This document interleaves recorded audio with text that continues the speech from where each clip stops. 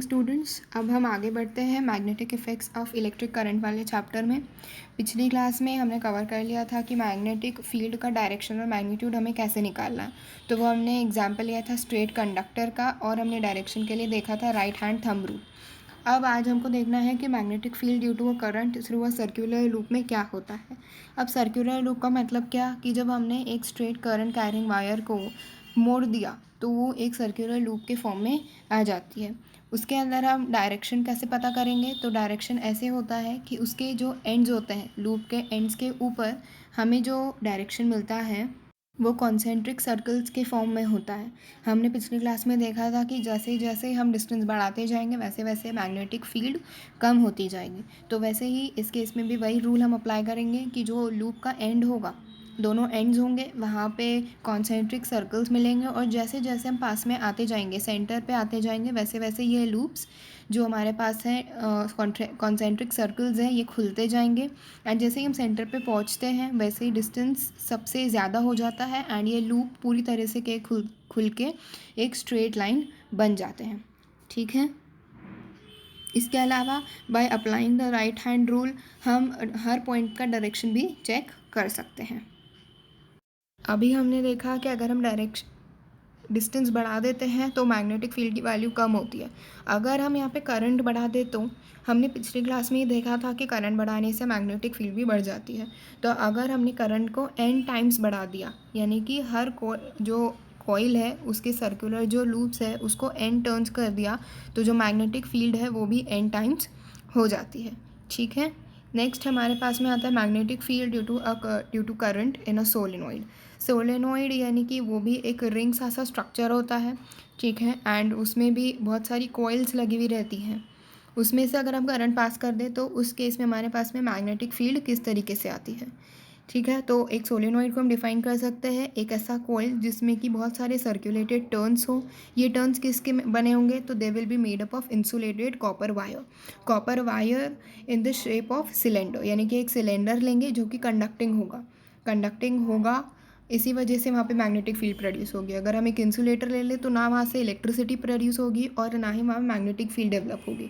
तो हम एक ऐसा सिलेंडर लेंगे जो कंडक्टिंग होगा, और उसके ऊपर जो हम वायर रैप करेंगे वो भी कॉपर की होगी या फिर किसी भी ऐसे मेटल की होगी जो कि एक कंडक्टर है। ठीक है। तो सोलेनोइड की डेफिनेशन हो गई, एक ऐसा कॉइल जिसके ऊपर हमने कॉपर वायर की या किसी भी ऐसे कंडक्टिंग मेटल की बहुत सारी रैपिंग करी है, सर्कुलर टर्न्स लगाए हैं एक सिलेंडर के ऊपर। ठीक है। इसके बाद हमारे पास में है कि सोलेनोइड के अंदर मैग्नेटिक फील्ड किस तरीके की होती है। मैग्नेटिक फील्ड लाइंस का डायरेक्शन सोलेनोइड के केस में भी सिमिलर होता है सर्कुलर लूप में। एक सर्कुलर लूप का जैसा डायरेक्शन होगा मैग्नेटिक फील्ड लाइंस का, वही पूरे सोलेनोइड का होता है। अब क्यों ऐसा इसलिए क्योंकि सोलेनोइड जो है वो बहुत सारे सर्कुलर लूप्स से ही बना है। तो अगर हमें एक लूप का डायरेक्शन पता है तो हम ऐसे बहुत सारे लूप्स का डायरेक्शन पता कर सकते हैं, और इन बहुत सारे लूप्स का डायरेक्शन जो है वो हमें सोलेनोइड के मैग्नेटिक फील्ड का डायरेक्शन दे देगा। ठीक है। अब जब हमने यहाँ से करंट पास करा, सोलेनोइड से करंट पास करा, तो वहाँ पे मैग्नेटिक फील्ड डेवलप हुई। तो यहाँ पे एक एंड जो है सोलेनोइड का वो नॉर्थ पोल की तरह बिहेव करता है एंड दूसरा साउथ पोल की तरह बिहेव करता है। हमने पहले भी इंट्रोडक्शन में देखा था कि जो फील्ड लाइंस का डायरेक्शन होता है इनसाइड वो होता है नॉर्थ टू साउथ। ठीक है। एंड बाहर की तरफ होता है साउथ टू नॉर्थ। तो सोलेनोइड के अंदर डायरेक्शन फील्ड लाइंस का होगा नॉर्थ से साउथ, एंड बाहर की तरफ होगा साउथ से नॉर्थ। लेकिन ये जो फील्ड लाइंस का डायरेक्शन ये हमेशा यूनिफॉर्म होगा। ठीक है। और जैसे जैसे हम अंदर आते जाएंगे वैसे वैसे ये जो फील्ड लाइंस है वो स्ट्रेट बनती जाएंगी, क्योंकि हमने डिस्टेंस उसका ज़्यादा कर दिया है। डिस्टेंस बढ़ाने से हमने देखा था मैग्नेटिक फील्ड लाइंस जो है या मैग्नेटिक फील्ड जो है वो कम हो जाती है। ठीक है।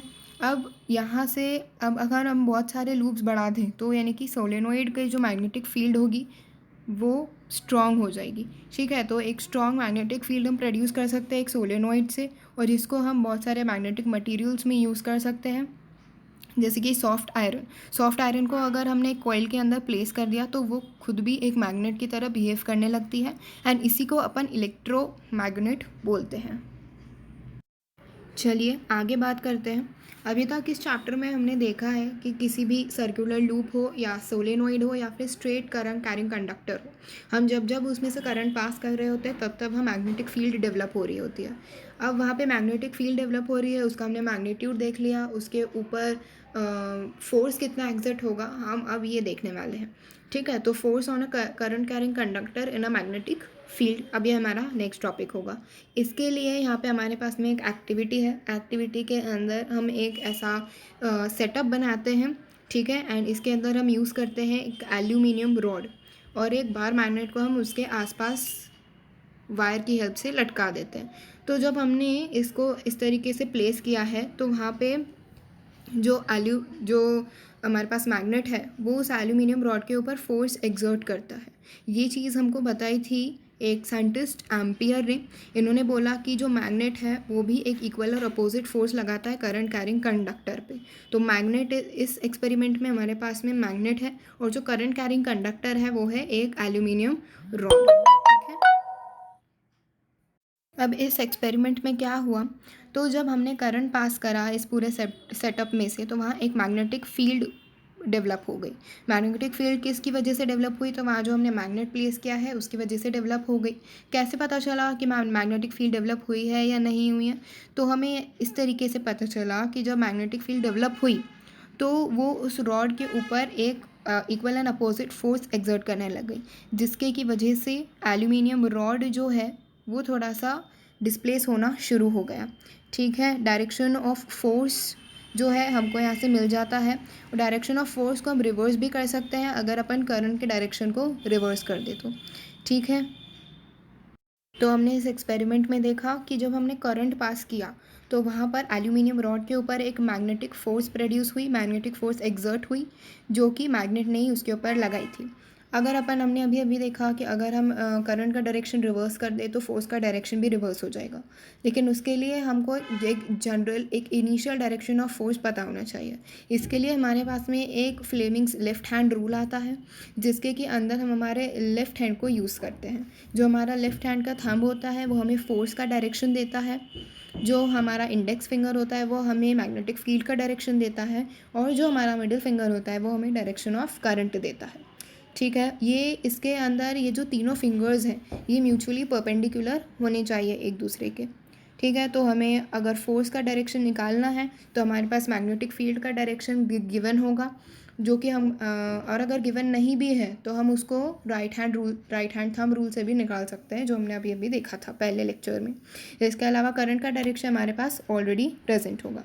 इस रूल के अकॉर्डिंग हम हमारे थंब, फोर फिंगर और मिडिल फिंगर को स्ट्रेच करेंगे और इस तरीके से स्ट्रेच करेंगे कि वो एक दूसरे के म्यूचुअली परपेंडिकुलर हो जाए।